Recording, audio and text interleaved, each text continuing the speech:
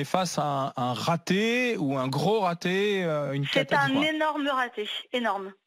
Au début, tous autant que soignants, on ne savait pas trop, on prenait ça pour une grippe. Puis après, dans le Grand Est, quand même, concrètement, hein, les soignants ont commencé à être vraiment, vraiment dans la merde. Ils ont tiré la sonnette d'alarme. Mais comme d'habitude, le gouvernement n'a absolument rien écouté. Jamais. Quand est-ce que le personnel soignant est écouté concrètement? Déjà, à la base, jamais.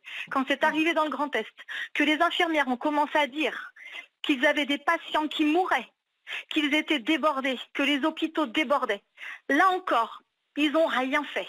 Les mesures n'ont pas été prises. Je voulais bien entendre au début qu'on ne voulait pas tirer trop la sonnette d'alarme pour ne pas alarmer les gens. Simplement, le français n'est pas plus immortel que l'italien. Et là, aujourd'hui, on est dans une situation où il tire la sonnette d'alarme, où Macron est passé en mode martial. Mais c'est trop tard. Il fallait écouter les soignants, les professeurs, tout ça, je veux bien. Mais comme vous l'avez dit, vous aussi, beaucoup de gens ont commencé à voir qu'il y avait des problèmes. Ils ne nous ont pas écoutés. Pour moi, c'est plus qu'un gros raté. Mais alors, vous, en tant qu'infirmière, justement, vous dites que c'est un gros raté. Mes collègues ont rapidement dit ce qui se passait dans les hôpitaux, en particulier dans l'Est. Vous, puisque vous êtes du côté des Deux-Sèvres, est-ce que vous voyez monter, parce que là, on dit que la vague va arriver. Vous commencez à la voir monter? Oui. Ça y est. Comment ça se passe? En fait, moi, on a commencé à voir des lits se mettre sous scellés. Notre direction ne nous disait rien. On a pêché les infos au niveau des réseaux sociaux. Hein, je veux dire à quel point vraiment on s'est senti un peu dénigré ou voilà, la chair à canon quoi. Aujourd'hui, j'ai des lits des lits Covid, c'est-à-dire dans mon unité, moi ça y est, qui vont ouvrir lundi. Je travaille en médecine, j'ai des pneumopathies, des gens positifs à la grippe chez qui on ne fait pas de tests.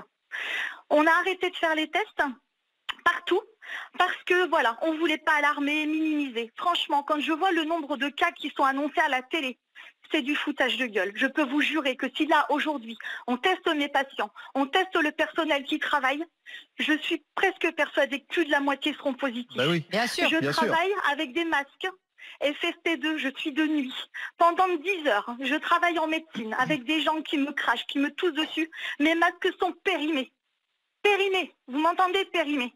Quand je vois des gens dans les rues avec des masques, des gens qui fracturent les voitures des IDE libéraux, qui déjà n'ont pas de matos, mes collègues, moi, qui finissent par mettre les masques dans nos tiroirs de stupéfiants parce qu'on nous les vole, s'il vous plaît, écoutez-nous, restez chez vous, vous sauvez des vies.